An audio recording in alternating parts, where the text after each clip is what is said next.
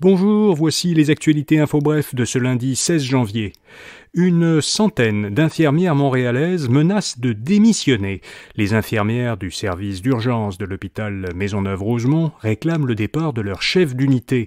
Plus de 100 infirmières ont signé une pétition dans laquelle elles dénoncent une ambiance toxique et ce qu'elles appellent la dégradation fulgurante de leurs conditions de travail depuis l'arrivée de cette chef l'été dernier. Elles la tiennent pour responsable du recours au temps supplémentaire obligatoire record enregistré à l'hôpital.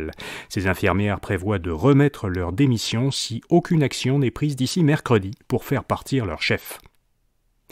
Les recherches se poursuivent pour retrouver 3 personnes portées disparues après l'explosion qui a provoqué jeudi un important incendie dans un dépôt de propane à Saint-Roch-de-l'Achigan dans la Naudière. La Sûreté du Québec a demandé l'autorisation judiciaire d'ouvrir une enquête pour négligence criminelle. Selon Radio-Canada, la SQ soupçonne de possibles omissions dans l'exécution des travaux réalisés avant l'explosion.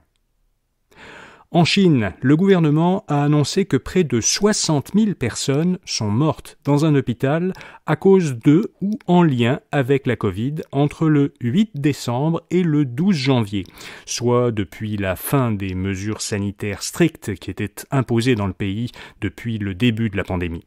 C'est donc un nombre de décès beaucoup plus élevé que celui qui était communiqué dans les mois précédents. Le bilan publié samedi précise qu'un peu moins de 10% de ces 60 000 victimes sont mortes d'une insuffisance respiratoire due à la Covid, alors que plus de 90% avaient une ou d'autres maladies qui, associées à la Covid, ont causé leur décès. L'OTAN livrera désormais des armes lourdes à l'Ukraine. Plusieurs pays, dont les États-Unis et la France, s'étaient engagés en début d'année à fournir des chars légers à l'Ukraine.